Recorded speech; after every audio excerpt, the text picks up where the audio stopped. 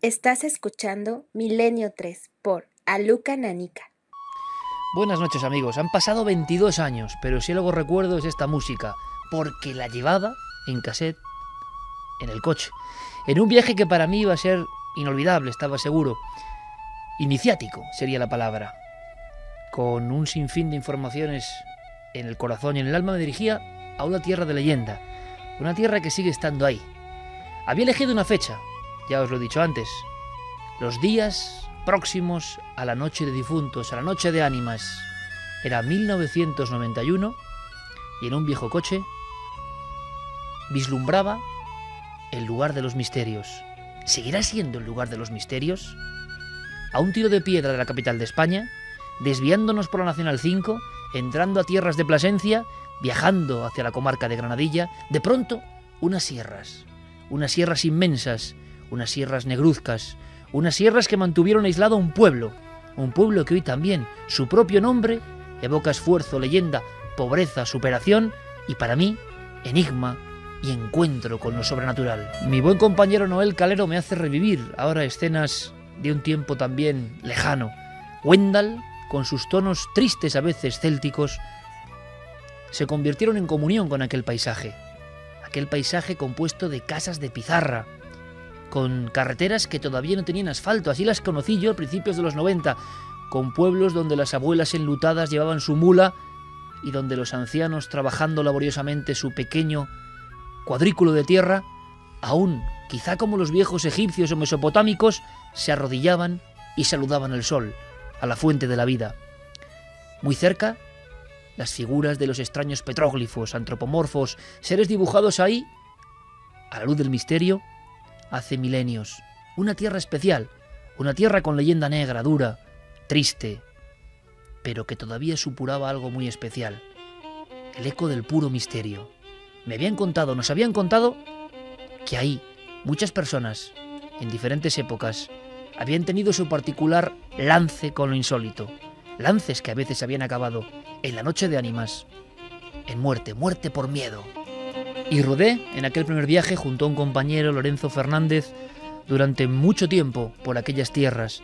Éramos unos periodistas muy jóvenes e ingenuos, y todo el abanico que nos iba saludando a las veras del camino nos parecía increíble. Era verdad, aún estaban los pueblos que retrataron Buñuel, el doctor Marañón y tantos otros escritores. Aún sonaban las flautas, los tamboriles, aún las personas, sin ningún tipo de vergüenza, hablaban de una naturaleza poderosa, una naturaleza con la que convivían, una naturaleza de la cual no se habían desconectado. Y por eso, las ánimas, los aparecidos, los espantos, eran una cosa más. ¿Os imagináis, amigos, hace 22 años, mi cara, escuchando, a la luz de la hoguera, aquellas historias? Historias que yo pensé que eran leyenda y que de pronto tenían nombre, apellidos, actas de defunción, tumbas y sobre todo el recuerdo envuelto en miedo. El pastor que vio al diablo, el campesino que se encontró con el balastro volador, y de pronto surgían en la noche, en la madrugada de ánimas, nombres que yo nunca había escuchado y que rápidamente, apresuradamente, escribí en mi cuaderno de notas hace 22 años. Nombres sonoros, como si vinieran de otro tiempo, de un tiempo diferente, de un tiempo oscuro. La chancalaera, el pelo jáncano, el tío del bronce, el pájaro de la muerte, el encorujao, el duende de Río Malo, el duende de Ladrillar, el ángel de luz. ¿Qué era todo ese mundo? ¿Dónde estaba la verdad? ¿Dónde la fantasía? ¿Por qué aquella gente, durante 10 largos años, me confesó historias que al estar junto a ellos, yo sabía que eran verdad? ¿Qué verdad era esa? Hemos creído, con el son de Wendell llevándonos al galope a esa zona de las Urdes, que era un buen homenaje no solo para esta tierra sin tierra, que hoy ya, por fortuna, quiero dejarlo claro, en un ejemplo de progreso y de esfuerzo, ha dejado atrás viejos fantasmas. Pero sería muy triste que todos los fantasmas se marchasen, porque los que tienen que ver con lo sobrenatural, lo insólito, lo mágico, lo ancestral, es lo que hace diferente a esta tierra. He enviado allí a un amigo y le he hecho un encargo. Le he dicho: Javier, márchate a las Urdes y cuéntame, una noche como esta, si todavía allí sigue viviendo la magia. Porque claro, ya todo el mundo está interconectado, las carreteras de asfalto como debe ser recorren nuestra piel de toro, todo el mundo sabe de todo el mundo. Los jóvenes, por lo que yo creo, miran hacia otro lado. El bombardeo mediático les hace pensar que las historias de los abuelos y de los padres son otra cosa, otro mundo, que no tienen crédito, que no son lógicas. Estamos en la España cartesiana. Esa España pagana antigua quedó atrás. Pero sin embargo, hay hombres mayores, vamos a escucharles esta noche, que yo creo que ya no saben en qué mundo viven, si en el de hoy o en el que estuvieron tanto tiempo, en un mundo donde había ciertos ritos estas noches, donde se podía parecer perfectamente el cortejo de gente de muerte, donde a veces los árboles, la oscuridad de la propia negrura, habla, donde hay músicas y algazaras y sin embargo no hay músicos que interpreten, porque la música como un espíritu viaja sola por el campo, donde puede aparecer una figura que no sabemos si es ángel o demonio al final del camino guardándonos, donde, por ejemplo, en el camino de Aceitunilla, mucha gente en diferentes generaciones vio un niño solo, un niño blanco, un bebé puesto en pie, que sonreía antes de esfumarse. Viajamos a las Urdes y lo hacemos para comprobar si siguen existiendo las historias que nos sorprenden. Porque España entera de alguna forma estuvo de esta forma conectada también, valga la redundancia, con el misterio. Hoy solo quedan reductos, isletas, y queremos reconciliarnos porque sabemos que hay una sabiduría interna, algo sorprendente. Esta noche os invito a un viaje inolvidable. Noches de ánimas, que no es solo una. En las Urdes lo saben bien. Todavía hay ciertas canciones. Todavía en algunos pueblos, ya saliendo hacia la zona de Salamanca, hablamos de una zona, para quien no lo conozca, inserta, incrustada entre grandes montañas, al norte de Cáceres y al sur de la provincia de Salamanca. Legendaria y mítica como ninguna otra, gracias a los viajes de Alfonso XIII, de Buñuel y su película polémica Tierra sin pan, de Maurice Legendre y los primeros antropólogos que hablaban de una tierra habitada por una etnia diferente. Todo eso ha variado mucho, evidentemente. Las Urdes son un lugar maravilloso, un lugar donde el progreso ha llegado, un lugar donde las casas rurales han quitado las viejas chozas de piedra y pizarra. Pero ojalá no me equivoque y la conexión con el misterio continúe, porque ese es un gran patrimonio. Perderlo sería un mal síntoma. Quizá podamos aprender de esas voces antiguas, que en el fondo están hablando de lo mismo que todas las civilizaciones del pasado. No se puede abandonar del todo a la madre tierra y de lo que ella surge, y lo que surge a veces es incomprensible para la racionalidad. ¿Sabéis que en la alberca, por ejemplo, están las mozas de ánimas? Las grabó Buñuel, eran el fin de su película. Una anciana enlutada, con los ojos muy pequeños, recorría las callejas de piedra con una campanilla. Al su sonar todo el mundo se recogía como con un miedo de muchas generaciones. Era la campanilla de ánimas. En las Urdes, nuestro compañero Javier Pérez Campos ha recuperado auténticas joyas antropológicas. Año 2013, Noches de ánimas. Mientras Halloween y conceptos que vienen de muy lejos y que se imponen como modas en los escaparates de los grandes almacenes. Esta inmensa tontería del Halloween, cuando hemos tenido la noche de ánimas, noche de difuntos y nuestra conexión de la propia tierra, queda en segundo plano, en un plano muy desdibujado. Todavía hoy, por fortuna, en las Urdes hay mujeres que cantan a las ánimas en estas noches. Yo os pido simplemente que escuchéis el contenido, porque os va a parecer algo propio de otros siglos, que por fortuna vive, con un respeto tremendo, creencia en las ánimas y, ojo, en que éstas se aparecen. Escuchemos. Vengan, vengan mis amigas y se sienten a mi vera, que al punto vendrán las ánimas, vendrán llamando a la puerta, a pedirnos los favores para sacarlas de pena. Oír cristianos, oír lo que las ánimas penan, una pena de los brazos y otras de brazos y piernas, y otras penan de la vista por no mirar con decencia, y otras penan por ser maldiciente y ellas por la lengua penan. Y allí se asoma Caín, envuelto en llamas tremendas. Hermano es mi hermano Abel, perdóname mis ofensas y ruega a Dios que me libre de tan penosas cadenas. En noches límite, según la tradición, y por algo será, en noches en las cuales el mundo de los vivos, de lo que está físicamente vivo y de lo muerto pero vivo, se unen, están más cerca que nunca. La línea es muy delgada. Acudíamos a las Urdes en aquellos primeros viajes con una imagen un tanto fantasmagórica y oscura. La leyenda supera cualquier cosa. Para los más jóvenes, ¿queréis una muestra? Era como si la pobreza, para muchos la incultura, yo creo que es injusto, se mezclase con creencias. También se podría pensar que en un lugar no contaminado por las presiones de las ciudades y del pensamiento moderno, estaba más vivo todo eso tan extraño que tenemos de fondo, los seres humanos y la naturaleza. Camilo José Cela, por ejemplo, ni más ni menos, leía unas páginas que aterraban a las personas congregadas. Eran páginas de ni más ni menos Gregorio Marañón. Este médico acompañaba a Alfonso XIII en un viaje a las Urdes. Páginas, es muy breve, que demuestran cómo eran las Urdes de los años 20, 30, 40, incluso 50.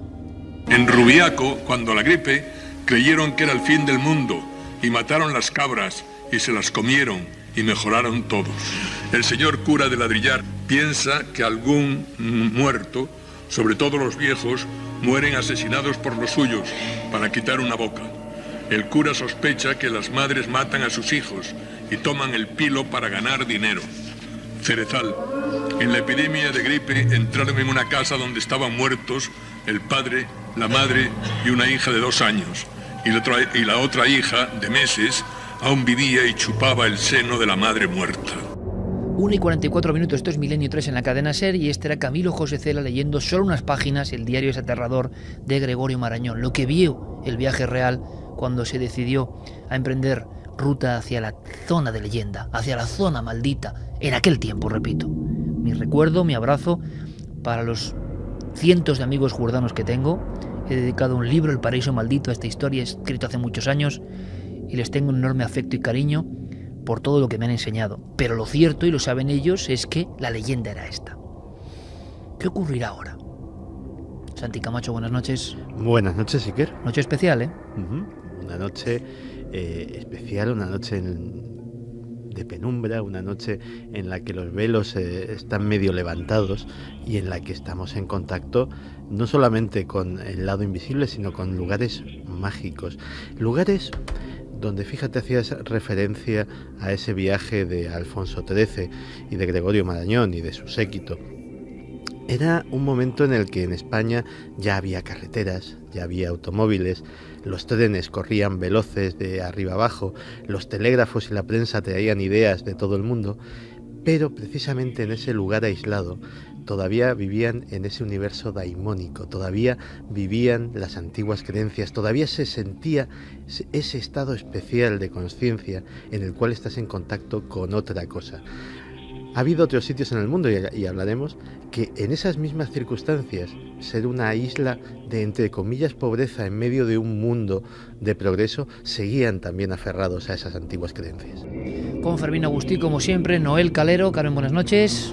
Buenas madrugadas. Tú has viajado mucho a las Urdes y también aflorarán recuerdos, sin duda, esta noche. Recuerdos, escenas, visiones. Lo primero que hacemos es abrir las líneas de contacto, si te parece. Claro que sí. Ya hay gente escribiendo en las redes sociales. Nos tienen que buscar en Nave del Misterio, en Twitter, Facebook y Google+. Y si nos quieren enviar un mail, tienen que hacerlo a milenio3 con número @cadenaser.com. Una imagen que te venga de las Urdes, una diapositiva ahora mismo. Una diapositiva. Yo creo que llegando a Camino Morisco, por la noche, siempre viajábamos y siempre viajamos de noche. No era muy tarde, serían las 11 y pico, cuando vemos como de uno de los laterales asciende una señora completamente enlutada, muy bajita, 1,20 m más o menos, calcularía yo. Parece que ha salido de la nada. Después de estar escuchando tantas historias como habíamos estado oyendo los días anteriores, fue una imagen que se me quedó clavada porque eran muchos los que hablaban de gente anciana, pero los ancianos eran los más reticentes a contarte esas historias.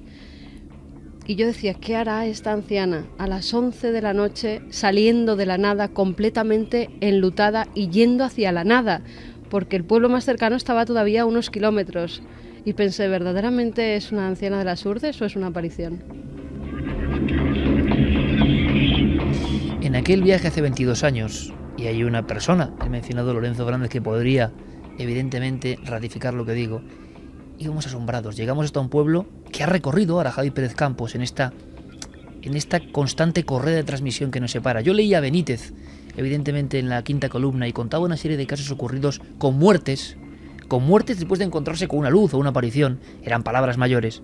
Y evidentemente, pues prácticamente 8 años después de que Benítez descubriese algunos casos, y a los meses o al mes de publicarlos, nos fuimos para allí. Y éramos 2 reporteros, repito, muy jóvenes y muy ingenuos. Acabamos de cumplir prácticamente 18 años, recién sacado el carné. Ver aquel mundo que todavía existía, aquellos pueblos sin luz que todavía existían, aquellas casas de pizarra, prácticamente tal y como las habíamos visto en los viejos documentales, nos impresionó. La noche, por ejemplo, ahora en las Urdes, es impresionante. Pero os digo una cosa, la naturaleza, las sierras, el serpentear de las carreteras, los picos, las crestas, había algo tan feroz en todo eso, tan poderoso, tan enigmático, que era inolvidable. Aquella noche, y creo que no lo he contado nunca, aquella noche nos cerraron la fonda que había en Nuño Moral. No había muchos más sitios en las Urdes para dormir. ¿Os imagináis a Lorenzo y a mí, tan jóvenes, con la cabeza llena de historias que nos habían contado? Historias de sombras errantes, de figuras sin rostro, del demonio que se aparece, de espectros, de espíritus, de niños que vagan, como ha contado Carmen, de la nada hacia la nada. Con todo eso en la cabeza, no tenemos sitio para dormir. Yo iba con el coche de mi padre y Lorenzo a mi lado. Y dijimos, ¿dónde nos metemos? Sería esta hora más o menos. Vimos un camino, muy cerca de Aceitunilla, y nos metimos. Había un olivo y nos pusimos a medio dormir. La fantasía corría duramente en nuestras cabezas, evidentemente. A estas horas sería más o menos, con mucho cansancio, observamos que una figura, alguien embozado en una manta, está a mi lado junto a la ventanilla del conductor. El susto os lo podéis imaginar. Era un hombre con una especie de gorra, muy arrugado, era un ser humano, y con una especie de manta de pastor por encima. En ese momento nos asustamos, no sabíamos qué quería. Nos hablaba pero no le entendíamos. Yo tenía la ventanilla bajada un poquito y él metió los dedos para intentar abrirla. El nerviosismo en mi compañero y en mí fue enorme. Repito, teníamos 18 años, estábamos en una tierra para nosotros marcada por la leyenda. Era la primera noche, habíamos llegado de noche. Y entonces observamos cómo el hombre lo que quería es que nos fuésemos de allí a cualquier costa. Yo metía la marcha atrás, aquello no arrancaba, y entonces observamos que aquel individuo, un poco como cojitranco, muy lento caminando, había dejado su vehículo muy viejo, un viejo SEAT 124, creí ver, en mitad de las sombras, impidiendo nuestra salida. Le vimos abrir la parte en perfil, digamos, del coche, la parte del maletero, y sacar una vieja escopeta y venirse hacia nosotros. No sé cómo salimos de allí. Quizá Lorenzo lo podría contar también. Lo que sé es que no sabíamos dónde dormir. El terror nos había dominado. Empezamos a maldecir la idea de viajar a esa tierra de los misterios. Y en la única gasolinera de entonces de Cambroncino, de Camino Morisco, pudimos más o menos, ya no dormir, claro, sino permanecer ateridos de frío una noche como hoy hace 22 años. Y entonces en la gasolinera escuchamos que alguien dice, nunca lo comprobamos, ojo, pero escuchamos que alguien dice al echar gasolina al tío Orencio, que era el que llevaba la gasolinera, ha aparecido una mujer abierta desde la tráquea hasta la vagina en este camino y está llena de piedras. Os aseguro que no sé si eso era verdad o no, y no he querido ni comprobarlo, pero nuestro espanto duró mucho tiempo. Seguimos investigando durante unos días. Ahora en aquel lugar, que yo no sé si sigue teniendo esa magia, espero que sí, está Javier Pérez Campos, que creo está muy cerca del punto exacto donde a mí me pasó eso. Javier Pérez Campos, 1:52, buenas noches, amigo. Hola Iker, muy buenas noches. ¿Tú sabías la anécdota o no? No tenía ni idea.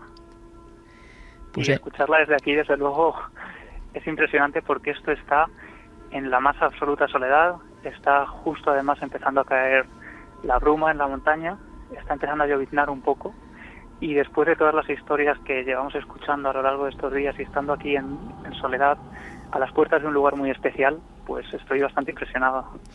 Javi, estás en un camino cerca de Aceitunilla, un pueblo maravilloso, pero que mantiene todavía la esencia de las Urdes antiguas. Hay muy buena gente en Aceitunilla, pero la pregunta que yo lanzaba a la audiencia, y la verdad es que tenía cierta angustia, ¿no? Hace mucho que no viajo a las Urdes. ¿Sigue existiendo la magia, la conexión con lo ancestral, con lo daimónico, con lo imposible, como decía Santi? Bueno, existe absolutamente, y todos los compañeros, tanto José Alberto, Israel, la periodista que viene con nosotros, y yo, pues hemos quedado impresionados por todas las cosas, porque Iker, todavía hoy en algunos pueblos que estamos visitando y de estos alrededores es fecha de difuntos. Es una noche poco propicia para andar por los caminos. Algunos vecinos nos han relatado cómo, a pesar de que salían de sus casas en plena noche para recorrer algunas aldeas, para acudir a algunas alquerías, pues hace muchos años que dejaron de transitarlas cuando se ponía el sol, por experiencias aterradoras que vivieron, que llegaron a acabar con la vida de algunas personas. Y aquí hemos vivido cosas, Iker, como, bueno, abandonar la A5, era justo la tarde-noche del 31 de octubre, veníamos con un embotamiento, ¿no?, con un atasco enorme desde Madrid, de repente torcemos hacia el Gasco, nos adentramos ya en las entrañas de las Urdes, y ahí dejamos de ver a nadie. Durante varios kilómetros conducimos en absoluta soledad, en absoluta oscuridad, y hay un momento en el que al cruzar el pantano Gabriel y Balán entramos en un pueblo, y al torcer una curva muy cerrada nos salen al paso 4 figuras de pequeña estatura que llevan una especie de ropajes al viento, llevan en lo que debería ser la cara una especie de caja con unas facciones muy básicas dibujadas pero muy efectivas, y empiezan a hacer una especie de danza alrededor de nuestro coche cuando nos ven aparecer por allí, ¿no? Eran las únicas 4 personas que estaban en el pueblo, y estaban como disfrazadas de una forma, con unos atuendos que bueno, parecían todo lo contrario a lo que estamos acostumbrados a ver ahora, ¿no? Era algo como muy básico, pero muy impactante. Y hoy, por ejemplo, otra de esas escenas que nos demuestran que la magia sigue viva en este rincón de España es que hemos ido a comer a un restaurante, una fonda, por los alrededores de Aceitunilla, y de repente hemos visto que al final del restaurante había una mesa vacía, y en esa mesa, que estaba reservada, había un pequeño plato lleno de castañas y al lado una vela blanca. Esa era la mesa reservada para los difuntos. Pues querido amigo, más gráfico no se puede ser.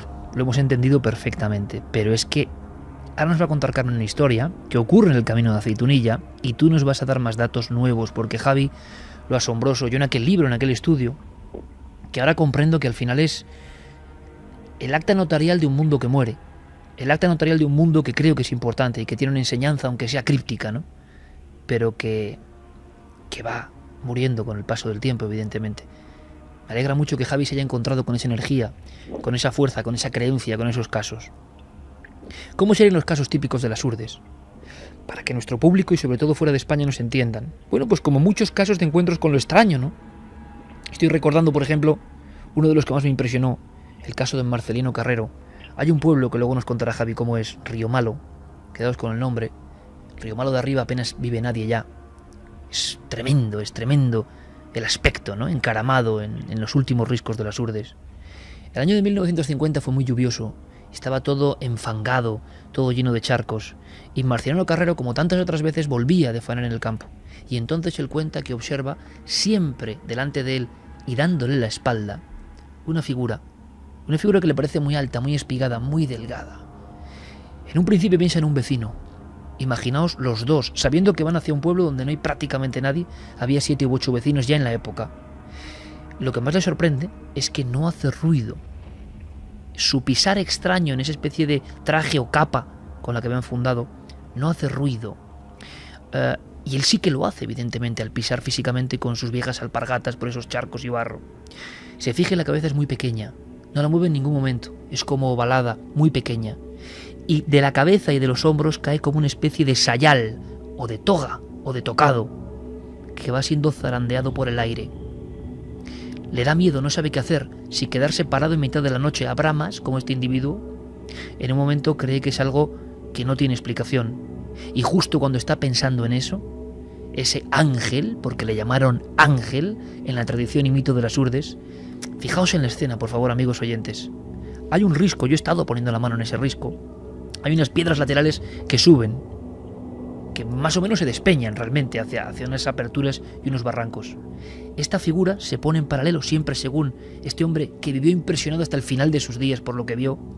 No hay nadie, solo silba el viento, y esa figura, como si fuera una especie de sombra enlutada, gira, entonces le ve el perfil y ve que intuye que hay como una sonrisa, pero una sonrisa sardónica, una sonrisa que no inspira nada bueno.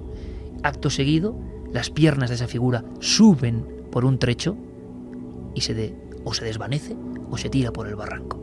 Ese es el tipo de casos y el tipo de impacto con el que se queda el testigo, que ha observado lo que sabe hasta el final de sus días. Es que eso fue absolutamente real, no fue un sueño, no fue una fantasía, y muchos otros vecinos lo habían visto. ¿Tú has encontrado casos nuevos, viejos y nuevos, desconocidos, sorprendentes? En ese camino de Aceitunilla no había cementerio en la zona, tenían que ir hasta un pueblo cercano a Nuñomoral, a veces llevando en canastillos o como recogió en su día Buñuel a través del río, con muchos cadáveres de niños, porque la mortandad infantil era tremenda. Con un niño empieza esta historia, desgraciadamente con un niño muerto. En una noche como estas empieza esta historia que te ha contado Araceli, ¿no? Sí, Araceli nos contaba, pues cómo ella dejaba, era una de esas personas, ¿no?, que ha dejado de transitar este camino, concretamente este camino Iker en el que estamos ahora mismo, de Aceitunilla a Nuñomoral, un camino por el que hemos recogido casi una decena de testimonios de gente que se ha encontrado con lo que parece la misma figura, el mismo ser que sale al paso cuando uno menos se lo espera. Pero lo más tremendo, Iker, es que algunas de estas personas nos han dado algunos consejos para guarecernos de este tipo de apariciones y para saber reaccionar en caso de que esta noche nos saliera alguna de ellas al paso. Y una de estas mujeres, Clementina, nos decía que cuando ella empieza a conocer este tipo de cosas, llega a vivir una de ellas, que escucharemos más adelante, aprende algo y es un saber casi ancestral que nos ha transmitido hoy. Y es: si escuchas una voz desconocida en mitad de la noche que dice tu nombre, no respondas. No es mal consejo. Escuchamos a Araceli. Yo pido, por favor, que la audiencia ponga toda la atención. Por cierto, Fermín Agustí, compañero, hasta en una noche de Urdes, una noche como hoy, una noche tan especial, tenemos buena noticia. Es decir, las Urdes se convierten en algo importante para el inconsciente colectivo. Buenas noches, Iker. Efectivamente, Milenio 3 ya es trending topic en Twitter. Gracias, compañero. Un placer. Me alegra porque muchas personas van a conocer historias que desconocían, por la que nunca se habían preguntado, seguramente. ¿Qué nos cuenta Araceli, una mujer como tantas otras que ha vivido ese tiempo mítico en las Urdes? Hay documentos que no son fáciles. El propio habla a veces de una zona rural potente como las Urdes. Luego lo desciframos si hay algunas zonas que no entendéis bien. Pero es tremendo porque esta mujer con esta humildad nos habla de una escena que tiene que ser lo peor para una madre, ¿no? Ir a enterrar a su niño muerto. Ir a enterrar a su niño muerto. Escuchemos. Yo había acabado de dar a luz y entonces tuve un niño que no me nació bien, la verdad. Y lo fueron a enterrar a Nuñomoral, que es donde había el cementerio entonces, que aquí no había cementerio. Y entonces, pues al venir para arriba era ya oscureciendo, y en ese momento, pues él, en estas vueltas que hay ahí, pues él se le hizo que iba un coche para allá, que iba un coche. Pero luego todo se volvía a mirar y esperar, y el coche no pasaba por donde él. Y luego, pues lo que vio, cuando ya venía él por la carretera, para la otra parte del río, de esta parte de frente, pues entonces vio que había como una cosa alta, negra, que dijimos que eso era el demonio, que no era cosa buena.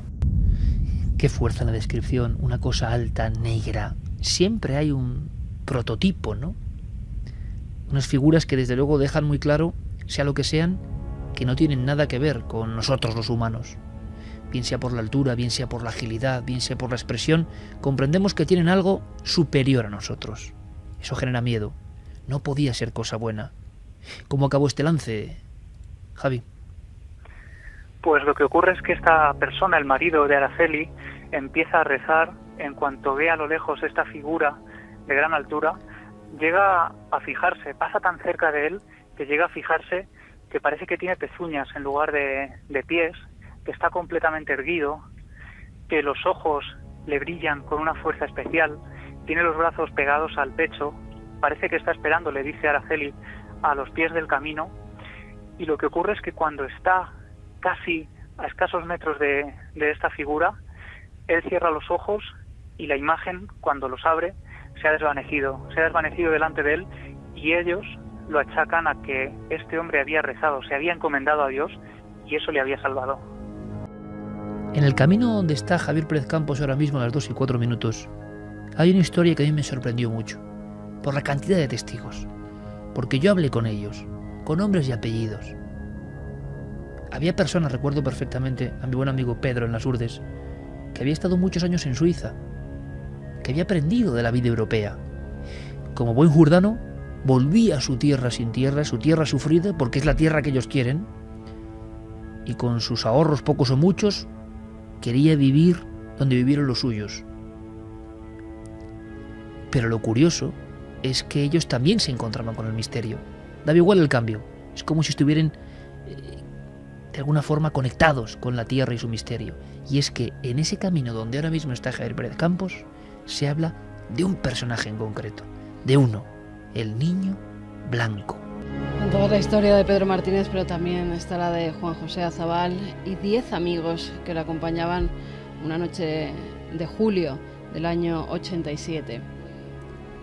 Iban hacia Aceitunilla, volvían desde Nuño Moral, iban charlando por el camino tranquilamente hasta que escucharon una especie de silbido en un principio. Ese silbido se fue convirtiendo en un terrible grito. Se quedaron muy extrañados, pero siguieron caminando, cuando de repente escucharon un alarido y vieron que este salía de un pequeño matorral que había. Ya un poco mosqueados se acercaron y vieron una especie de figura blanca. Ellos lo describían en un principio como una tela que se balanceaba, una tela blanca.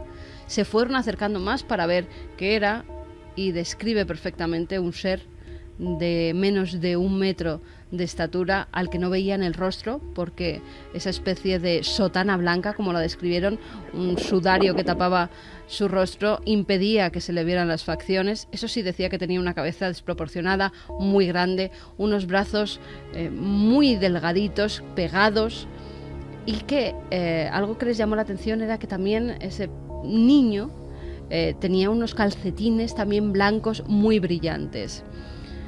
No daban crédito a lo que estaban viendo, pero eran 11 testigos los que estaban contemplando esa aparición de lo que parecía ser un niño. Comenzaron a acelerar el paso y lo último que escucharon fue otro terrible alarido cuando ya se alejaban y solo veían esas vestiduras blancas moviéndose con el viento. Los ecos de esta aparición tan arquetípica, niño blanco, ¿siguen vivos, Javier? Sí, siguen vivos. Y los vecinos lo recuerdan muy bien. Como te digo, hay personas que decían que cuando llegaba la noche, aunque antes atravesaban estos parajes, estos lugares, pues ahora se quedaban en casa, no se atrevían a salir por este tipo de sucesos. Algunos hablaban también de que este niño se había aparecido como un preludio, ¿no? Como si estuviera avisando algo, y lo relacionaban también pues con la historia, siempre entre la leyenda y la realidad, de un niño que murió en este lugar, en este paraje, a manos de unos sacamantecas. Que luego contaremos en otro lugar con Israel Espino, la periodista que está haciendo una labor fenomenal rescatando nuevos casos en las Urdes, porque ella está en otro sitio. Y yo sé, me ha dicho Iker, yo de verdad que lo estoy pasando un poco mal, porque es lo que ocurre. No es lo mismo estar en estos lugares cuando uno ha hablado con decenas de personas que le han contado con la fuerza de la verdad, sea cual sea la naturaleza de lo que se aparece, con la fuerza de la verdad, y uno lo detecta cuando está solo cara a cara con los testigos. Cuando uno ha recopilado un montón de vivencias de este tipo, estar en los lugares es distinto. Parece que los propios lugares varían. Parece que nos quisieran decir algo en un idioma incomprensible. El caso de Pedro es otro de los importantes en torno al niño blanco. Alguien, como digo, que se marcha de las Urdes, se va al centro de Europa, a la zona más próspera de Europa, parece que se olvida en la mente todo eso mágico y ¡pum! De todas formas, sabe y es consciente de que se encontró con el mismo niño blanco en el mismo camino donde estaba ahora mismo Pérez Campos. Él volvía de dejar a su novia, volvía en su moto, era por la noche, y justo en el muro del cementerio ve una especie de luminaria, que una chispa lo describía él. Cuando se va acercando, esa chispa parece que ha tomado forma, que se ha convertido en una persona. A las puertas del cementerio para la moto y ve como una especie de niño, él dice que de 5 o 6 años más o menos, completamente vestido de blanco de nuevo, pero una cosa que me llamó la atención es que él lo describía como un blanco muy fuerte, hasta tal punto que tiene que poner su mano como una visera para ver de qué se trata. Resplandeciente. Exactamente. Una figura muy resplandeciente que le mira fijamente. Además, el testigo se queda con esa mirada de preguntando ¿qué hago yo aquí? Una mirada un poco ausente. No dicen nada, no le habla nada, sigue mirándole, empieza a dar la vuelta al muro del cementerio y desaparece. Es entonces cuando a Pedro le entra el miedo, el pánico, no sabe lo que ha visto. Ese niño, ese ser ya no está allí. Él coge su moto y se va corriendo. Llega a casa de su abuela, en Aceitunilla, y su abuela, fíjate cómo son las tradiciones y cómo era la gente mayor y lo que creía en los espíritus, en las ánimas. Él llega a la vivienda de su abuela, va por un vaso de agua porque está muy alterado, y su abuela, cuando lo ve, antes de que él pueda hablar, le dice: no te preocupes, sin tú saberlo, te eché el responso de San Antonio Bendito, que se aparece por estos caminos como la figura de un niño blanco.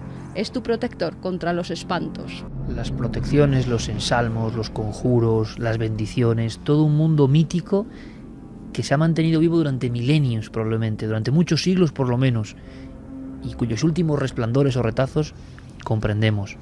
¿Has conocido a otra de esas venerables ancianas de las Urdes, tía Clementina, que ella en sus carnes vivió otra experiencia, que no es única, que yo no sé qué tendrá que ver con el inconsciente colectivo, con las apariciones, con los arquetipos, con la conciencia profunda, pero lo cuentan con una fuerza que es tremendo, y es ir por un camino, no muy lejos donde tú estás, y no encontrarse con una figura, sino con dos en paralelo que aguardan, ¿no? Aguardan algo. Javi. Sí, ocurre justo también en esta carretera, por eso la hemos elegido, porque es un lugar pródigo en este tipo de sucesos, y nos han dicho que era una de las donde más se habían producido este tipo de fenómenos. Tía Clementina nos relataba cómo, viniendo por aquí, cuando esto aún no estaba asfaltado, cuando era un camino de tierra, de repente dice que a lo lejos ve algo flamígero, algo que tiene una luz tenue, pero que resplandece en medio de la noche. Ella viene desde Navalmoral y viene a la localidad de Aceitunilla. Y allí, poco a poco, ella se va acercando y tiene el presentimiento de que hay algo que no es normal, de que hay algo que es casi demoníaco, dice ella, y empieza a rezar también. Pero cuando se va acercando, se da cuenta de que esas dos llamas, lo que parecían dos llamas de fuego, en realidad son dos humanoides, dos figuras que están uno a cada lado de la carretera. Y ella sabe que tiene que pasar por el centro de esas dos figuras, porque al otro lado, en el pueblo, a escasos metros de donde ella está y donde están también esas dos figuras, están sus hijos solos en casa. Y Clementina teme que estas dos figuras que le han salido al paso puedan hacerle algo a sus dos hijos. Las dos figuras que esperan a ambos lados del camino, he escuchado en lugares muy diversos esta misma descripción, incluso en la zona de la Ribera de Navarra, una persona cerca del cementerio, estas mismas noches, dos figuras, sea lo que sean, paralelas, aguardando, que en la lejanía este testigo en concreto pensó que eran dos números de la Guardia Civil con sus capas antiguas en la noche, azotadas por la noche, y cuando piensa eso y se va aproximando, ellas dejan el hueco del centro, camino de tierra, no se mueven como dos torres, y cuando está ya demasiado cerca como para huir, siendo un hombre de honor, se da cuenta de que no tienen aspecto de guardias civiles precisamente, que son muy altos, y durante unos minutos interminables don Francisco caminará a 1 metro de él a la izquierda una de estas figuras, a otro metro a la derecha otra, y después, aterrorizado, quedará preso del miedo acurrucado, un miedo como nunca había sentido, junto a una roca. Allí le despertó el día y contó siempre esa historia que vivió en sus carnes. ¿Qué son estas historias? Escuchemos a tía Clementina. No es sencillo, hay pasajes que no son tan sencillos como estáis escuchando, pero hay que aguzar, ¿no?, los sentidos y poner el oído fino, porque ahí está la fuerza de personas con nombres y apellidos que cuentan cosas increíbles, ¿no? Ahí estaban las dos figuras esperando en el camino donde está nuestro compañero. Llegué al valle, ay Dios mío, había un hombre ahí, yo tenía que pasar por ahí, y había un señor ahí, y otro aquí, pero aquello negreaba como los carbones de la lumbre, negreaba como un tizón, nada más se le veían cuatro ojos como cuatro candiles, se veían los ojos según le brillaban los ojos, según brilla ahora eso, brillaban los ojos de aquellos ojos así brillan. Yo dije, Dios mío, ¿cómo yo pasaré por ahí? Yo dije, Dios mío, ¿cómo pasaré yo por ahí? Negreaba como el tizón, recordando al duende entiznao, ¿no? Otro de los personajes míticos de las Urdes. Vamos a hacer una cosa, Javier. Te dejamos emprender ruta, porque va a ser otro lugar que, si cabe, es más tremendo. Es Cavaloria, es un pueblo abandonado completamente, como fueron Las Calabazas, como fue Valdelazor, como fue un sinfín, un rosario de pueblos donde la escuela se quedó sin alumnos, donde las pizarras todavía siguen, quizá con la última lección escrita, donde el tiempo ya se ha apoderado de todo y el silencio. Y sin embargo, en ese pueblo muerto, muchas historias demasiado vivas en la noche. ¿Tienes camino, compañero? Así que te aguardamos. Pues, y casi lo agradezco, Iker, porque se empiezan a escuchar además pisadas campo adentro de algún animal que debe andar por aquí. Y ¿ahora mismo? Y bueno, ahora mismo. Desde hace unos minutos se escuchaban esas pisadas porque es un camino pedregoso, y se escuchaban las piedras muy fuerte, como si hubiera algún tipo de animal, no sé si quizá algún jabalí o alguna cabra. Espero que cabra no, por lo que has contado antes, vamos. Sí, bueno, ha sido muy impactante porque hemos podido grabar también antes una gran cabra negra, y ha sido impresionante porque, bueno, al final muchos de estos casos siempre acaban relacionándose con el maligno, ¿no? Muchos creen que es el demonio, el mismo demonio el que se aparece por aquí. Las ánimas por un lado y por otra el demonio, la figura potente.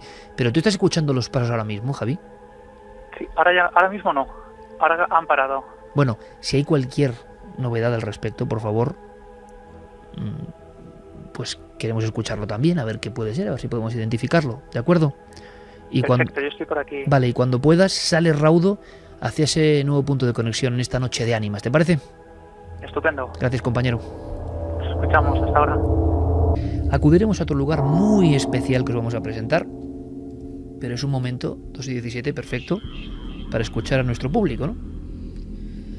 Pues sí, que es una nochecita tremenda la que estamos dando con estas historias. Eso es lo que nos dicen. Iris nos dice no responder al nombre cuando es de voz desconocida. En México se dice que es la muerte y si respondes te va a llevar.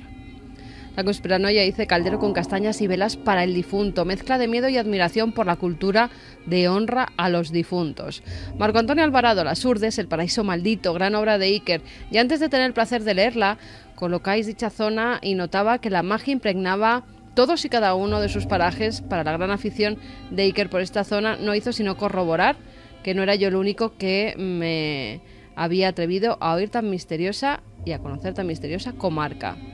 J. Flechillas dice, la voz de esa mujer que cantaba daba la impresión de recoger siglos de tradición, miedo y respeto hacia las ánimas de las Urdes. Sí, señor. Yo recuerdo en seranos o reuniones de los más ancianos como algunos se arrancaban de improviso y había hasta voces góticas en lo que contaban, casi del inconsciente brotaban.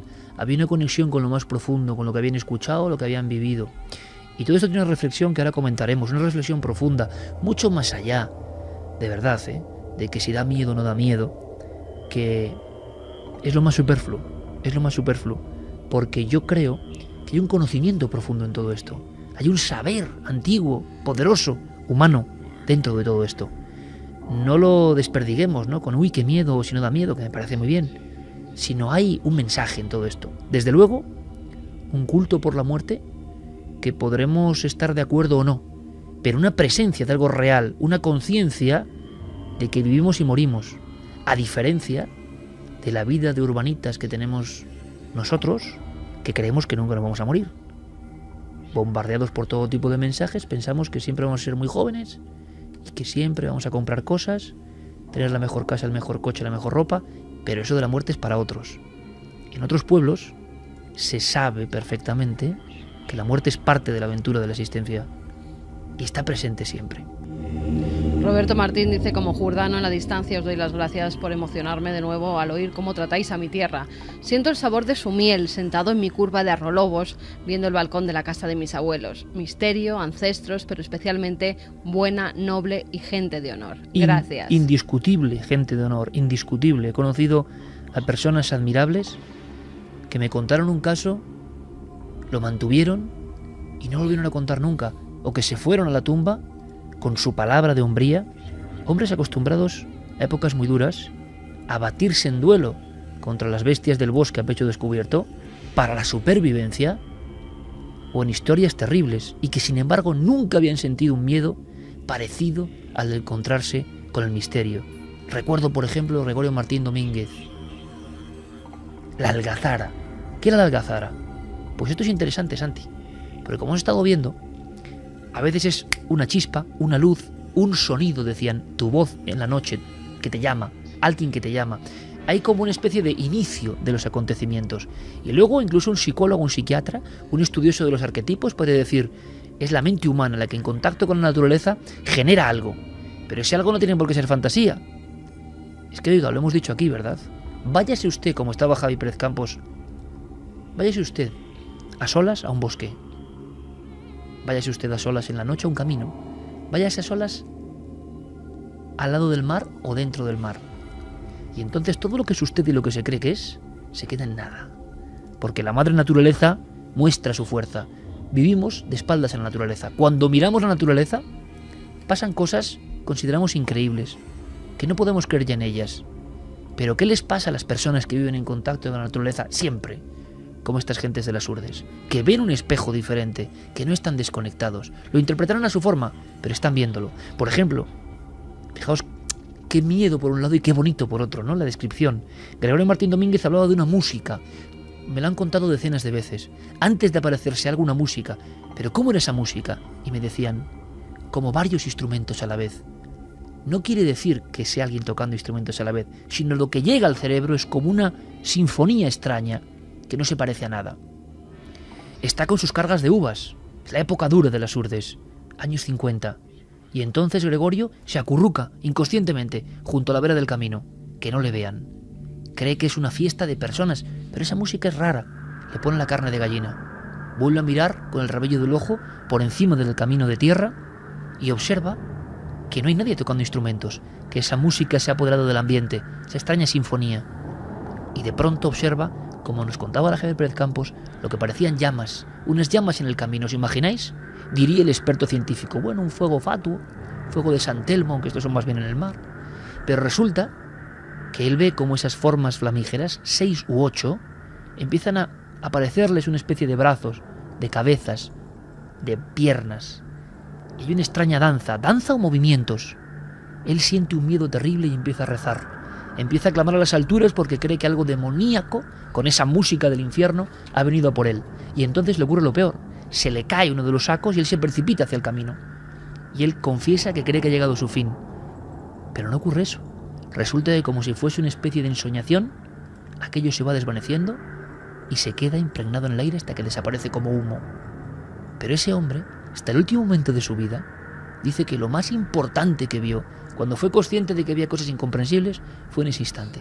Qué interesante, Santi, porque hay ese mensaje inicial, se abre la campana de irrealidad, todo empieza a ser posible, y quizá yo lo pienso últimamente, es porque hay personas que están ligadas a la naturaleza.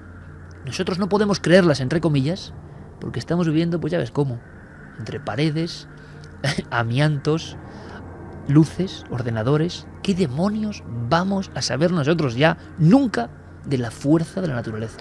Claro, y además hay no solo personas, sino lugares como las Urdes. Porque, mira, en todas las zonas rurales del mundo hay leyendas que pasan de padres a hijos, historias más o menos truculentas, más o menos sobrenaturales, pero son historias. Lo que a las Urdes y a otros sitios que tradicionalmente han estado aislados les caracteriza es que no estamos hablando de historias legendarias que has oído en una noche en un campamento, en una noche en un fuego, en una reunión social. No, estamos hablando de historias con testigos que siguen vivos. Que siguen sucediendo. Es aquello que alguna vez he comentado aquí, de por qué en los libros de los historiadores de la antigua Grecia, en los libros de Heródoto, de repente se veía tan normal como una invasión de tal pueblo a tal otro, que de repente pues una pastorcilla fuera acosada o violada por un fauno, o que tal o cual figura política tuviera cierta conversación con un dios o un semidios. Si creemos al historiador cuando decía que en aquella época primitiva los pueblos invadían a otros pueblos, había tales movimientos migratorios, tal rey sucedió a tal otro, ¿por qué esas anécdotas o esos otros actos que también los registran sus libros tienen que ser menos verdaderos, tienen que ser más inventados? Era otra realidad. Era otra realidad la que imperaba en aquellos días y la que aún queda residual en determinados sitios. Fíjate, Santi, qué interesante tu clave, como siempre, ¿no? Otra realidad que es una parte de la realidad, compleja y plural, pero que nosotros ya no miramos. Hay una periodista, que es Israel Espino, que trabaja para el diario Hoy, que hace una labor magnífica y que se ha unido en esta investigación, aunque, como decíamos, Javi está en soledad, en ese punto de aceitunilla, va hacia otro, y ella también, y creo que igual le estamos dando la noche, ¿no? Pero ella lleva ya muchos meses sacando historias, sobre todo de las Urdes, de toda Extremadura, un trabajo fantástico que yo recomiendo. Repito, yo lo he leído en los blogs del diario Hoy.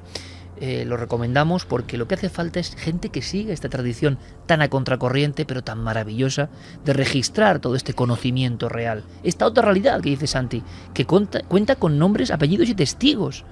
Ella fue con alguno de mis trabajos, me lo confesaba, pensando evidentemente en una transformación de leyendas. Le pasó como a mí, que de repente vio que las leyendas hablaban, tenían nombres, apellidos, hijos, muertes, fechas de defunción. Cerca de Cambroncino, no sé en qué punto exacto estará ahora nuestra amiga Israel. Buenas noches. Buenas noches, Iker. Estoy cerca de Cambroncino, en el barrio del Teso. ¿Estás en el barrio del Teso? Estoy en el barrio del Teso y estoy bastante impresionada, como decías.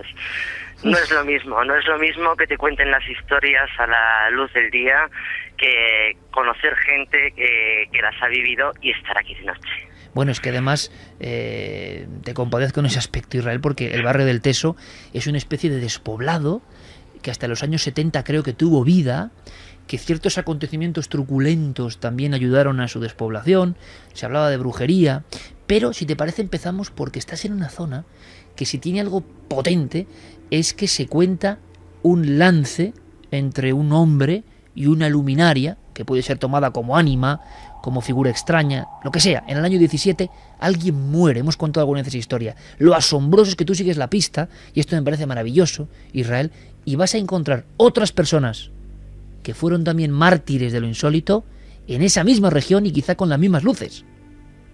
Efectivamente, bueno, como bien sabes, aquí es donde se apareció la famosa luz de Ribera Oveja. Exacto. De hecho, el barrio del Teso, donde me encuentro, si te lo describo un rato, está empezando también aquí a chispear. Quiero que cientos de miles de personas, Israel, sepan dónde estás. Haznos una fotografía, por favor. A ver, ahora mismo estoy en medio de un bosque rodeado de casas en ruinas. Son como 4 o 5 casas con los tejados caídos, los tejados de pizarra antiguo. Por las puertas se ve lo que era la antigua casa, incluso alguna chimenea. Ahora mismo, más que ver, intuyo lo que tengo alrededor. Y te lo puedo contar porque lo sé. Mira, a mi izquierda tengo las luces, ya un poco lejanas, de Cambroncino y de la iglesia de las Lástimas. A la derecha tengo justo el paraje por el que apareció la famosa luz de Ribera Oveja. Surge un camino que llega hasta Ribera Oveja y hay un río, un vado, donde transcurrió toda la historia esta que que me comentabas, que ahora hablaremos. Y justo detrás de mí, todo bosque, tengo el Pico de la Corderina, donde también sucedió en 1920 un suceso de lo más tenebroso. Es que el barrio del Teso, yo te puedo decir, que es de lo que más me ha impresionado a mí de las Urdes. Tú recuerdas una vez, Carmen, con un aguacero impresionante. Queríamos una conocer... riada que nos cayó, además, comenzó a llover tan fuerte que no podíamos salir de un portal donde nos resguardamos porque había ríos verdaderamente que bajaban por esas calles empedradas, sí, era terrible. El barrio del Teso, que según contaba el cronista Félix Barroso, uno de los grandes promotores, ¿no?, de los misterios de las Urdes, había tenido esa mala fama entre comillas, ¿no? Pero Israel, en este lugar ya abandonado, que tiene que impresionar pero de forma tremenda esta noche, tú recopilas la historia conocida entre comillas. Era la de un pastor, Nicolás Sánchez Martín, que se encuentra en ese lugar donde estás con una luz y que al final, después de que esa luz se le lance hacia él y hacia la caballería, porque como decimos, era un hombre echado para adelante y le llega a sacar el cuchillo, aquello que parece inteligente se lanza como una bola de fuego hacia él y después de unos tiempos muere como en una pintura digna de Goya, ¿no? Ajá. Claro, y esta es la historia que conocía, la que investigó JJ Benítez y luego tú. Mi sorpresa es cuando vengo yo a investigar, además esto ha sido hace poco, este verano, y me encuentro con una segunda parte que no conocía. Que no conocíamos ninguno. Bueno, sí, parece ser que me cuentan que cuando Nicolás llega muerto de miedo, porque llega muerto de miedo, de hecho entra por el barrio del Teso, llega hasta su casa, le cuenta a su mujer qué ha pasado, justo ese día o al día siguiente un chico joven del pueblo, bien parecido, guapetón, me comentaban, pues dice que él tiene narices a enfrentarse a lo que sea, que a él, que Nicolás se ha asustado de una tontería y que al día siguiente va a ir él a buscar, a ver si de verdad le sale la luz, que le salga el candil, que le salga algo. Le dice su madre, que es con quien vive, que por favor, que no vaya. El muchacho, como te digo, un chico joven, apuesta que sí, que él va.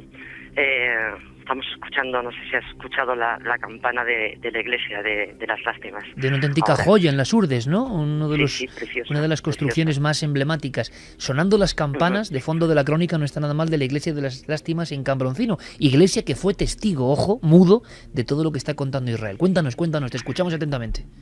Efectivamente, pues como te decía, el muchacho decide que él va a ir a la noche siguiente a la zona donde apareció esta luz. Efectivamente va y va con una escopeta cargada. Él le dice a todo el mundo que él no tiene miedo porque su escopeta le va a proteger. Cuando llega dicen que directamente se le apareció la luz, se le echó encima y que cuando volvió al pueblo apenas podía decir que la escopeta no le funcionaba, que se le había encasquillado, que intentaba disparar y que no podía, traía la cara negra. Cuenta que estaba tan mal que lo tuvieron que llevar rápidamente a las calabazas y allí cuando le vio el médico le dijo denle lo que quiera porque tiene la sangre hecha agua, es lo que me contaban, y no pasa de las 5 de la mañana. Y efectivamente cuentan que a las 5 de la mañana murió. En un pueblo que hoy no existe, 2 víctimas, ¿será posible por un fenómeno parecido? Vamos a escuchar a tía Clementina contando esa historia. La hemos comprendido perfectamente en toda su goyesca estructura, ¿no? El hombre que se atreve contra el misterio, la cara negra. En el caso de Nicolás Sánchez Martín, en el año 17, el primer caso, parece ser que incluso el médico de las Urdes de aquella época, Victoriano Sánchez Hoyos, le practicó los botones de fuego.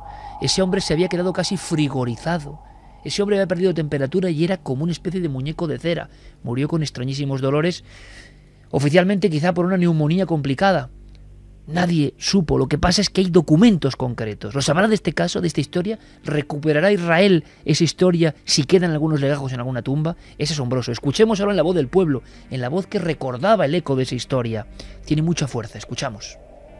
Y al pasar, él venía por el camino montado en la bestia y la cosa esa luz, como una farola, un compañero hasta que lo vino y lo trajo al pueblo.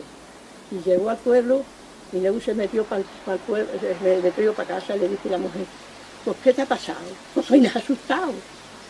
Vienes asustado y ¿qué es lo que te ha pasado? Y entonces llegó otro mozo allí, un mocetón bien guapísimo y bien fuerte y todo. Y dice, ay, sois unos cobardes. Mañana voy a casa de Palomero. Y llevo una escopeta puesta encima de la pared, si hay, pues apostó la muerte. Pues llevaron a las calabazas y le dijo, ay, bobo, ya no tienes salvación. Dice, trae la sangre y echa agua, pedir de él y todo lo que pida. Que no dura más vivo a las 5 de la mañana, y a las 5 de la mañana murió. Aquello no me se olvida. Hay cosas que no se olvidan, desde luego. La sangre hecha agua, un terror tremendo.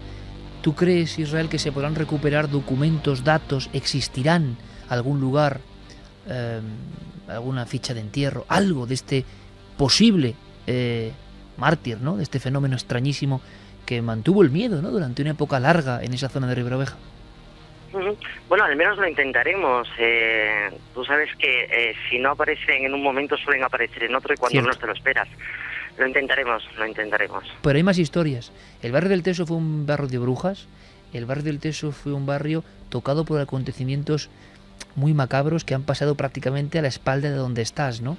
Ha habido casos de, por desgracia, los famosos sacamantecas, que es lo de siempre. Muchas personas piensan que son personajes de ficción. Yo lo digo muchas veces, oiga, Sacamantecas existió, el hombre del saco existió, en Almería, ni más ni menos, nombres y apellidos y miles de legajos de información. El hombre lobo, entre comillas, existió en Nayarit, Orense, documentos 3100 en un acta judicial. Es decir, los nombres se han convertido en algo tan fuerte que han eclipsado a las figuras reales. Y los sacamantecas, como se investigó en su día con mucho detalle, actuaron justo donde estás tú ahora mismo. Efectivamente, y además estoy justo a los pies, como te decía, rodeada de bosques, a los pies del pico de la Corderina, de un pico que dio nombre a uno de los crímenes más horribles de la década de los años 20 aquí en España. Fue precisamente en 1920, al comenzar la década, concretamente el 22 de septiembre, cuando una pastorcilla, se llamaba Francisca Sánchez, tenía 12 años, y iba acompañada de otro pastor, también de cabras, pues se encuentran pastoreando cuando se acerca un señor y les dice que bueno, que les da un trozo de pan. Fíjate tú también un trozo de pan. Un trozo de pan a cambio de que le ayuden a cargar unas colmenas de corcho de las que había antiguamente. El niño se ofrece rápidamente, pero el señor dice que no, que prefiere que le ayude la niña. Al poco tiempo, no pasa ni un día, encuentran a la niña no solamente muerta, sino que la habían abierto en canal desde la laringe hasta el pubis, también en horizontal, formando una cruz perfecta. Además he encontrado en hemeroteca los periódicos, La Voz, por ejemplo, de Madrid, el ABC también lo recogió, y le habían arrancado y se habían llevado el intestino delgado, se habían llevado el corazón y el páncreas. No solamente eso, sino que a 2 metros de donde aparece la criatura encuentran una jícara de porcelana con restos todavía de sangre. La habían punzado en el cuello y de allí habían vertido directamente la sangre en la jícara, en el pequeño vaso de porcelana, y se la habían bebido y la habían dejado allí. A las 2:37, Milenio 3, en la cadena SER, yo creo que cientos de miles de amigos han sentido la misma parálisis que hemos notado nosotros al contarlo Israel también, y al estar viendo esa escena, decíamos goyesca, de pintura negra, ocurrido en un lugar que luego atrajo la mala fama, ¿no? Y la sensación, como a veces pasa, de estigma en un sitio donde pasan los crímenes. No conocía tanto detalle concreto de auténtico vampirismo en los años 20, vampirismo ritual, vampirismo o para cuestiones mágicas o para sanar a otro, como suele ocurrir en estos casos tan tremendos, y que ocurría en las urdes, que es lo que faltaba, en aquellas urdes donde por un pedazo de pan, tierra sin pan, dijo Buñuel, se acababa en crimen horrendo. Hay una cosa que nos interesa, Israel, y es que tú acudes a las urdes, tú has peinado Extremadura buscando un montón de leyendas, de antropología, de misterio, y te sorprende de inmediato lo que te encuentras, ¿no? Es como un vergel lleno de historias sorprendentes, lleno de apariciones, y que se concentra incluso en estas noches. Para el periodista, yo creo que es algo fabuloso e inesperado, ¿no? fíjate que yo, Iker, soy extremeña, adoro mi tierra, es una tierra muy rica, como tú sabes, en tradiciones, pero yo sinceramente pensaba, yo había leído tu libro, y yo pensaba que eso se había perdido. Yo pensaba que hacía ya años que tú lo habías escrito, que JJ Benítez anduvo por aquí. Yo pensaba que todo eso ya se había perdido. Ya no estaba. Y cuando me planto aquí, sin conocer a nadie, yo no venía, pues mira, a hablar con esa persona o con aquella otra, no. Empecé a pasearme por los pueblos, a hablar con la gente y me quedé blanca realmente del montón de historias, porque no son leyendas. Es que yo investigo las leyendas, pero lo que me encontré aquí es que no es leyenda, es historia. Pasó antes de ayer. Le ha pasado a la gente que me lo está contando. Por ejemplo, a mí me dejó impresionadísima Clementina, que la habíamos escuchado antes. Cuando yo me la encuentro la primera vez en una parada de autobús, yo iba detrás de una aparición del diablo, que me interesaba mucho, de otro señor que la había visto, que además había encontrado en tu libro. Le pregunté por ella y ella me dijo que no conocía esa historia, que no conocía a ese señor. Llevamos ya un rato hablando y pensé para mí, bueno, claro, no puedo tener tanta suerte, es normal. Entonces se queda Clementina callada, me mira y dice, yo, señora, lo que le puedo contar es cuando yo me encontré con el diablo. Esto es muy de las Urdes, ¿eh? Imagínate lo que es eso para un periodista. Me temblaba la mano, me temblaba la grabadora. Y es uno detrás de otro, no es un caso, no son dos. No es una persona, no son dos. Es en cualquier pueblo que vayas, a poquito que investigues un poco, te encuentras una maravilla antropológica, te encuentras un tesoro, te encuentras la magia que sigue aquí viva. Y que te digo, la leyenda convertida en historia. ¿Cómo me gusta, Israel? Vive la leyenda. Claro, escucharte con ese entusiasmo, porque muchos colegas lo que pasa es que no se meten a investigar, que no se van a preguntar, y entonces piensan desde la lejanía, como nos puede pasar con otros temas. Tú lo has vivido, y la pregunta, y hecha en el barrio del Teso a estas horas de la noche, ¿qué se estará viendo, no? Porque yo, cuando escucho estos testimonios, es que siento que hay una verdad, siento que me están contando algo absolutamente real. Imagino que la pregunta te lo has hecho también tú. Muchas veces. No sé qué es, no tengo ni idea, pero sé que la gente no me miente. Yo sé que la gente no me miente. Además, incluso puede mentirte una persona. Puede ser, puede gustarle mentir, puede que se le vaya la cabeza. No te pueden mentir 10 personas el mismo día. Y no te pueden mentir, además tú los estás mirando a los ojos, los estás viendo. Tú sabes que hay algo. Y el problema que por eso a mí ahora mismo me da respeto estar aquí en medio del bosque, en el barrio del Teso, entre casas abandonadas, es que llegas a la conclusión de que realmente hay algo y que no sabes qué es, pero que lo hay. Israel, que espero que hagamos muchísimas cosas en esta nave del misterio, que nos encanta encontrar periodistas con ese entusiasmo y esa ilusión por descubrir y sin ningún tapujo, ¿no? Zambulléndose en el misterio. Seguimos en contacto y desde luego si esta noche ocurre cualquier cosa, seguimos en línea directa de alguna forma. Gracias, amiga, muchísimas gracias, hasta la próxima. Un saludo. Luego el ejemplo de cuando alguien se decide a lanzarse es el misterio. Quien la abraza y entiende que está tocando un material impresionante. Material, por ejemplo, es una aparición que a mí me encanta. En esta noche de ánimas, de alguna forma, continúan, son días muy especiales, ¿no? Con mucho sentimiento. Una de las historias que a mí me impresionó por la sonoridad del término es cuando alguien, si no recuerdo mal, en el pueblo del Cerezal, me dijo, eso son cosas de aquellos. Y yo digo, ¿de qué aquellos? ¿A quién se refiere con los otros? Y me dijo una palabra que nunca he olvidado, cortejo de gente de muerte. En Uñomoral, en el año 35, hubo un caso de cortejo de gente de muerte.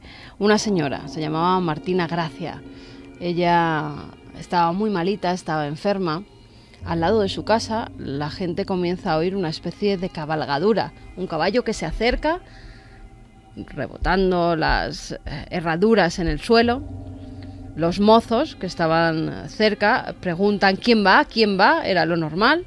Nadie contesta, con lo cual se asustan un poco. Podían ser ladrones, podría ser mala gente que se acercaba hasta la vivienda. Vuelven a repetir quién va y en la oscuridad empiezan a ver un caballo. Un caballo en el que iban montadas dos figuras. Cuando se acercan para ver de quién se trata, se quedan pálidos, mudos, porque ven que es gente muy extraña. Se van acercando más, ven que su pelo es negro y lacio, que la cara es muy blanca, que las manos que cogen las riendas son largas y huesudas y que llevan una especie de faldón que tapa sus piernas. No saben qué hacer, no saben qué decir. Esas dos figuras comienzan a alejarse, pasan por un puente y de repente ven como tanto el caballo como las figuras se esfuman.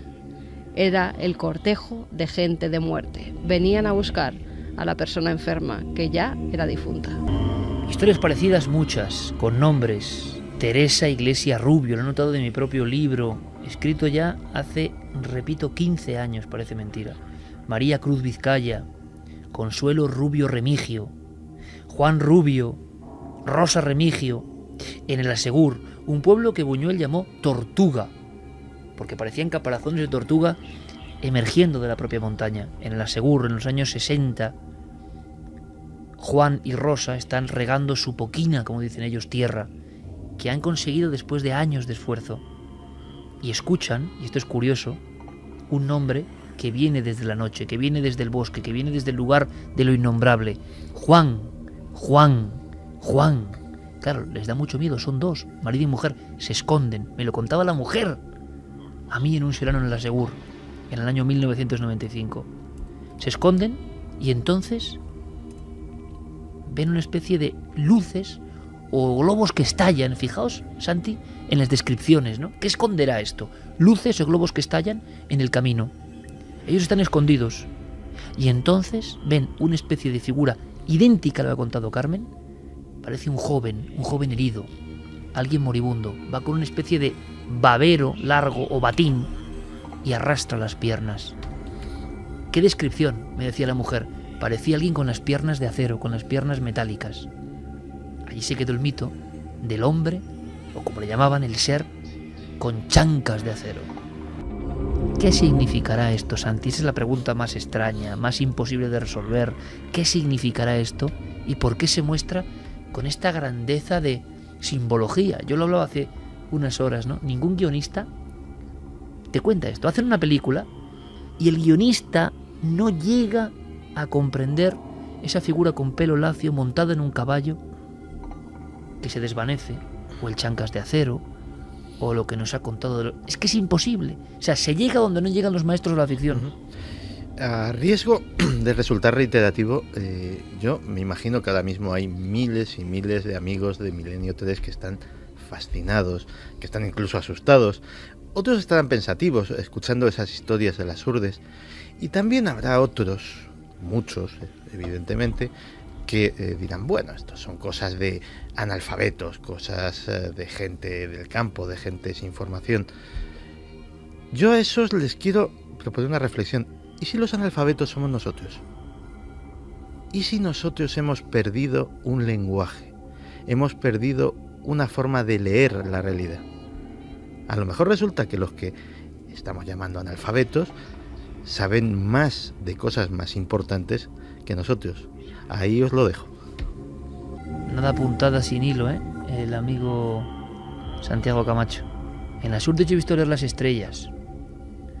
He visto, o me han contado la importancia, por cierto, que mañana hay un eclipse, según me cuentan. Nos va a contar algo Vicente Casaña interesante sobre el eclipse. Leer los astros, pero no como un astrólogo, digamos, que pasa luego una factura, una consulta, para el campo, para la vida. Ver los paneles de abejas y distinguir entre 20 tipos de miel. Saber cómo se comportan los animales. Escuchar el campo. Saber cuándo va a llover. Saber cómo soplan los vientos. Saber si llega el frío o el calor. Una sabiduría desde luego ancestral que nosotros quizá ya no necesitamos. Pero la pregunta es, en ese pack de sabiduría ancestral, ¿también va todo esto? ¿También va todo esto? Y una cosa que yo lo puedo decir, tengo las grabaciones de decenas y decenas, no sé cuántas, de cintas de cassette antiguas grabadas en las urdes. A mí me impresionaba mucho de todo esto la enjundia, la palabra de honor, algo que ya ni existe, ¿verdad? Palabra de honor, y que a mí me parece lo máximo que puede decir una persona. dando con la mesa, el puño en la mesa, diciendo: soy Julián Sendín Martín y esto me ocurrió en el año de 1947 volviendo del Rubiaco. Pum, pum, pum. Y te describió una aparición imposible, una aparición terrorífica, una figura descabezada, caminando por el centro de un camino, con 3 testigos, ellos aterrorizados. Hasta el final de sus días lo mantuvo. ¿Con qué posición de autoridad? Los mayores. Era una sociedad un poco de clan, donde el mayor es respetado, donde el mayor ha vivido y puede tener los conocimientos o las claves a las que hacía alusión Santiago Camacho. Vamos a conectar rápidamente con Javier. ¿Algún mensaje, Carmen?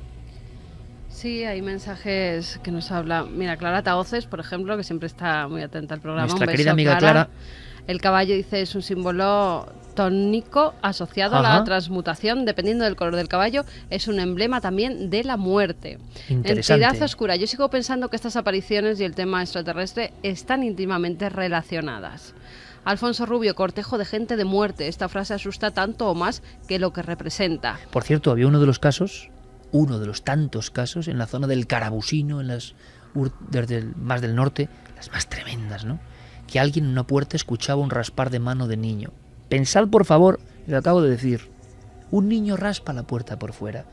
Es que a un guionista no se le ocurre el sonido de eso como es. Y yo decía, pues como lo estás contando, ¿cómo va a ser? Y entonces alguien gritó en la familia aterrorizada: ¿quién va?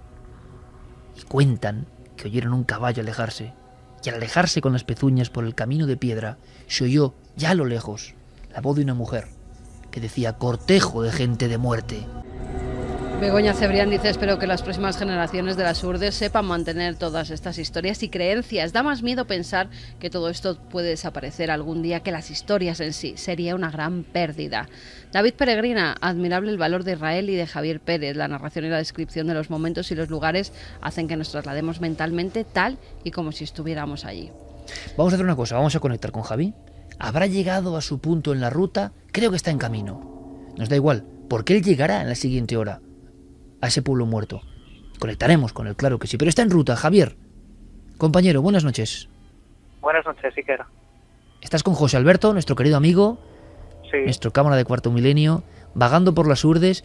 Yo con José Alberto, con el que he viajado a muchos lugares del mundo, y Carmen también, le dije 2 pautas mínimas, ¿no?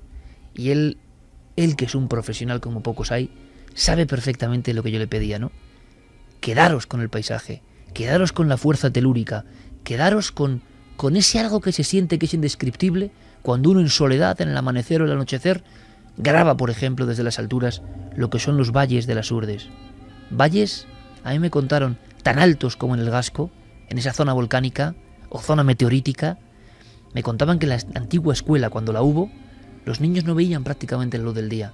Era tan grande la lasca de piedra que estaba al lado de la única ventana que no veían lo del día. Era un valle tan estrecho que hasta el siglo XVI, no lo digo yo, lo decía el duque de Alba, se creía infestado de demonios y de personas primitivas, salvajes, que creen ser solas en este mundo.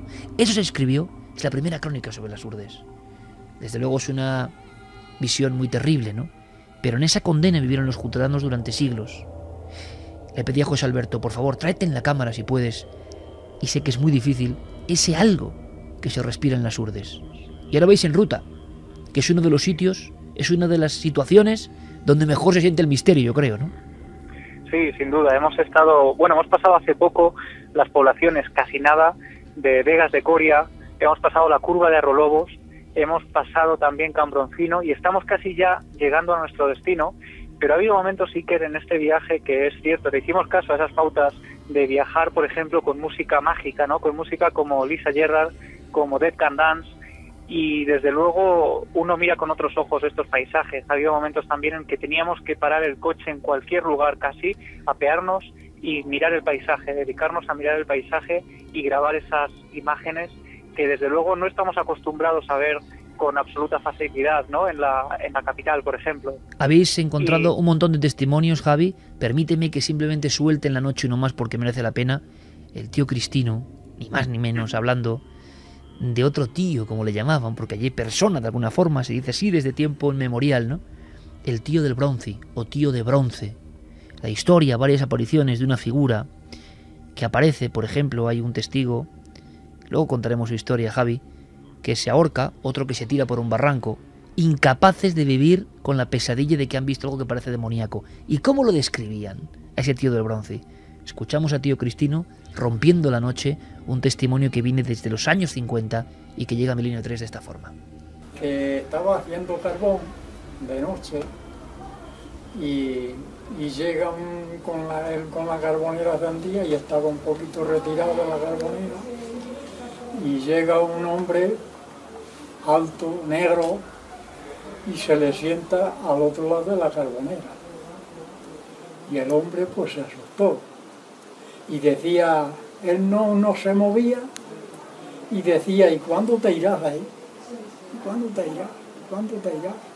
Y el tío que no se iba, se asustó y tuvo que dejar la carbonera allí y escaparse para casa y se puso enfermo. Y se puso enfermo, y uno de los testigos del tío del bronce, porque parecía como un soldado de una guerra antigua, se tiró por un barranco. Ha habido muchos casos, Javi, ¿no? Por desgracia, hay que decirlo, donde los testigos, en los lugares que está recorriendo, no han aguantado la presión de ese lance con el misterio, y luego han puesto fin a sus días de la forma más dramática, ¿no? Sí, en el caso del tío Picholas, él se lanza al vacío tiempo después de esa vivencia, que le deja tan marcado que a los pocos minutos, a las pocas horas de encontrarse con ese tío del bronce, él llega a su casa, se mete en la cama y lo pasa francamente mal. Incluso hablan de que vomitaba sangre, de que estaba sangre y de que, bueno, enfermó gravemente. Y aquí nos hemos encontrado, Iker, con muchísimos casos de gente que ha enfermado por un susto, por el miedo que les han producido estas apariciones. A nosotros nos chocaba mucho ver cómo para ellos, sin embargo, era algo absolutamente cotidiano, algo muy real que había ocurrido, y cómo mucha gente había fallecido por el miedo, había enfermado, como el tío Domingo, que también se encuentra con ese ser, ese hombre negro de gran altura, con unas patas como de cabra, y que le observa en mitad de la noche produciendo un extraño sonido. Pues ese caso del tío Domingo es otra de las personas que enferma gravemente al poco de tener ese encuentro. Ahora hablaremos, casos Javi, de suicidios incluso. Porque perdemos un poco a veces la conexión. Ahora hablaremos de esos casos concretos en la tercera hora, cuando llegues a este lugar. Tenemos más contenidos, pero en el momento en que estés vagando por ese sitio, que quizás es el más espectral de todos, que merece la pena, ¿no?, que sea escuchado esta noche, hablaremos de algunos de esos casos dramáticos, porque ocurrieron allí. ¿Te parece? Perfecto, Iker. Un abrazo, Javi. Un abrazo. Me contaba Antonio Domínguez de Laz en su día que un paisano suyo que se encontró con esta figura, también eran carboneros. ¿Os imagináis carboneros en las urdes de noche, toda la noche, como nuestro querido Tasio, ¿no?, de Urbasa? Pues igual, pero en las urdes, claro, en la soledad más completa, haciendo el carbón. Y no sé por qué, en varios casos aparecen con carboneros, ¿no?, por en medio. Y decía, echaba la sangre cortada por la boca, me decía. De la impresión, del susto, echaba la sangre cortada por la boca. Terminamos con mensajes a esta hora. Pues hay gente que está viendo Tierra sin pan. ¿Ahora mismo? Ahora mismo, ya que estábamos hablando de las urdes, han rescatado esa película y prohibida, están viendo sus tremendas imágenes. Prohibida en España por la imagen tan terrorífica que daba de una zona de España desconocida. Zenipul nos dice, cuando tenía 8 años, allá por el verano del 88, fui a conocer a Galicia, a la familia de mi papá. Un día, caminando con un hermano de mi abuelo por el bosque, me da una bolsita de tela y me dice que lo lleve siempre encima cuando vaya por el bosque. Yo, sin entender por qué, me dice como quien te dice la hora. Cuando veas a un grupo caminar sin mirar y rezando, haz un círculo, entra, agacha la mirada y no mires hasta que no se hayan ido. Que no te vean mirando, son las ánimas, y si ven que los has mirado, te vendrán a buscar. Cancela Freire dice, aquí en Galicia se cree mucho en las ánimas de los muertos que no pueden descansar, que se aparecen o llaman con su voz a familiares. Mi madre me contaba que su abuela de difunta la llamaba por su nombre y hasta que le puso unas misas. Yo cuando me lo contaba de niña no la creía y me reía, pero ella se enfadaba diciéndome que no me riese de esas cosas que eran verdad. Hoy ya no están aquí y la creo. Lex dice, está claro que al misterio hay que enfrentarse primero con respeto y valentía, pero siendo consciente del peligro. Rocío Rodríguez, morir de forma extraña, donde la fuerza, la valentía y ningún arma sirve. Eso por el valiente que se enfrentó.